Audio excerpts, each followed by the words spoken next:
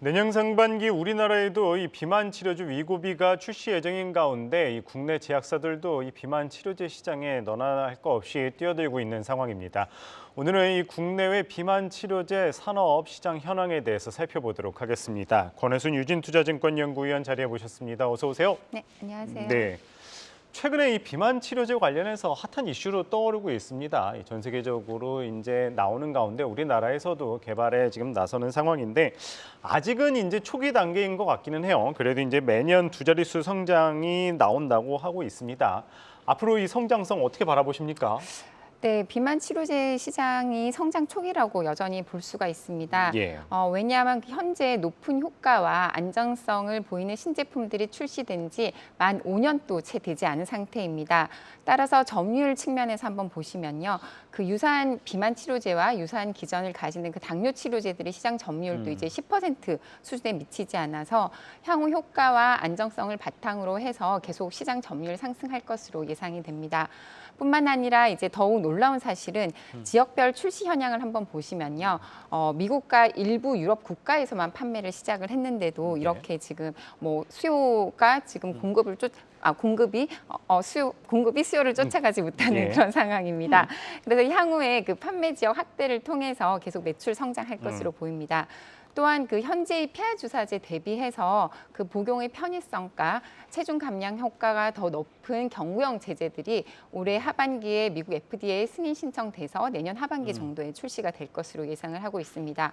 또한 그 심혈관 질환, 심장 질환, 수면 무호흡증, 내시 치료제로서 적응증 확대 임상이 진행되고 있어서 많은 질환들이 이제 많은 질환들에 비만이 미치는 영향을 감안을 하면 비만 치료제들의 적응증 확대를 통해서 판매 확대가 예상이 되고 있습니다. 예, 비만 치료제 시장 아직은 초기 단계지만 앞으로 성장성은 무궁무진한 것 같습니다. 그런 가운데 이 시장 선두를 달리고 있는 기업 아무래도 이 일라이 릴리와 이 노보 노디스크일 것 같습니다. 이들의 실적 상황은 현재 어떻습니까? 네, 상당히 놀랍게 구성장을 하고 있는데요. 네. 지난 그 8월에 2분기 실적 발표했을 때 실적 발표 전후로 해서 두 회사 모두 각각 20%에 가까운 주가 상승률을 보였습니다. 예. 글로벌 헬스케어 하는 빅파마가 이렇게 그 주가 상승을 보였다는 건 상당히 놀라운 것인데요. 그쵸? 예, 지금 2023년에 일라이 릴리와 노보노리스크의 매출 성장과 영업이익 성장이 각각 30% 정도 성장할 것으로 보입니다. 예. 피어 그룹인 다른 빅파마들의 영업이익 성장이 10%가 나오기가 어렵다는 것을 감안을 예. 할 때 상당히 고성장하고 있다 이렇게 볼 수 있습니다. 더욱 놀라운 것은 지금 일라이 릴리의 2003년 예상 매출액이 330억 달러 정도 예상이 되고 있는데요. 예. 현재 그 당뇨 치료제로서 판매가 되고 있고 아직 비만 치료제로서 나오지 않은 그 털제파사이드 같은 경우에는 예. 출시된 지 만 1년이 되지 않았는데도 매출액이 분기별로 10억 달러가 지금 넘어서고 있습니다. 그래서 올해 연간 30억 달러 매출 예상을 하고 있는데요. 지금 일라릴리의 매출액이 330억 달러 정도로 예상이 되고 예. 있는데 향후 이 털제페타이드의 제품 매출액이 300억 달러가 넘을 것으로 예상이 되고 있으니까 예. 일라릴리와 로보노디스크 모두 고성장할 것으로 저희 보고 있습니다. 예. 어쨌든 이 비만 치료제 시장 앞으로 성장성이 무궁무진한 만큼 이 국내 제약사들도 개발에 뛰어들고 있는 상황인데요. 이 국내 기업들의 비만 치료제 개발 상황 좀 어디까지 왔을까요? 네, 국내 기업들의 비만 치료제 개발 사항은 조금 초기 단계라고 예. 볼 수 있습니다.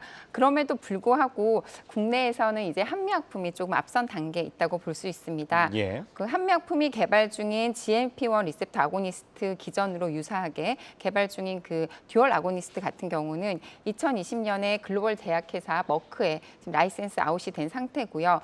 지금 내시 치료제로서 개발을 되고 있지만 임상 예. 3상에서는 또 적응증 확대가 예상이 되고 있어서요. 저희가 주목을 하고 있습니다.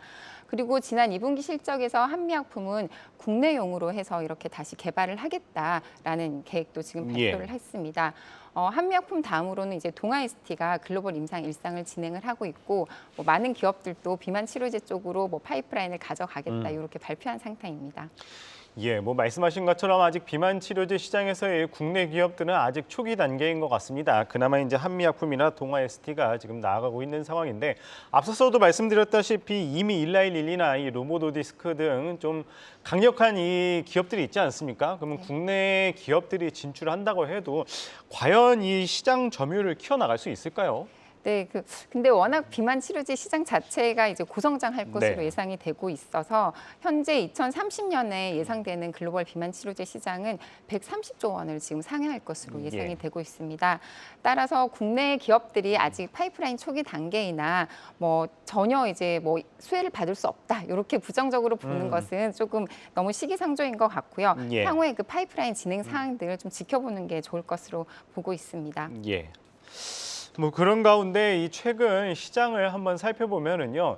이 바이오주들 같은 경우에 이제 조금 주도주가 될 거다라는 이야기가 나왔지만 아직 그 힘이 좀 부족한 것이 사실이에요. 또 그런 가운데 이제 최근에는 뭐 의료 AI주들이라든지 아니면 신약 개발사가 좀 뜨거운 관심을 갖고 있는데 아무래도 이 바이오주 같은 경우에는 이 이벤트에 따라서도 또 많이 움직이잖아요. 좀 어떻게 바라보세요, 하반기? 네, 올해 하반기가 이제 국내 제약 산업에 있어서 상당히 큰 변곡점이다 이렇게 볼 수 있습니다. 예. 왜냐하면 지금 10월 22일 개최되는 유럽 종양학회 에스모가 있는데요. 여태까지 학회와 다른 그런 파워가 있는 지금 학회 라고 볼 수가 있습니다. 예. 특히 국내에서 그 유한양행과 오스코텍이 개발한 레이저티닙이 지금 에스모에서 대규모 임상 3상 결과를 발표할 예정이어서요. 예. 지금 상당히 많이 기대를 하고 있고 그게 이제 임상 3상 결과가 긍정적이었을 경우에 내년에 FDA 신청, 그다음 승인을 통해서 글로벌 신약으로 지금 판매될 것으로 예상이 되고 있기 때문에 예. 올해 10월에 이제 시작이 되는 에스모는 여태껏 이제 발표되었던 그런 학회와는 다른 그런 예. 결과를 저희가 볼 수 있을 거다라고 기대를 하고 있고 그 결과에 따라서 올 하반기 내년에 이제 제약 바이오주들이 좀 주도주로 자리 잡지 않을까 이렇게 보고 있습니다. 그러면 좀 제약 바이오 중에서 좀 탑픽은 유한양행을 그래도 보시나요? 네, 유한양행과 오스코텍을 저희가 추천을 하고 있습니다. 예, 알겠습니다. 오늘은 이 떠오르는 비만 치료제 시장 속의 이 국내 기업들 또 해외 기업들까지 살펴봤고요. 뭐 10월에 있는 이 바이오 이벤트들까지 짚고 넘어갔습니다. 네, 오늘은 권혜순 유진투자증권 연구위원 말씀 들어봤습니다. 말씀 고맙습니다. 네, 감사합니다.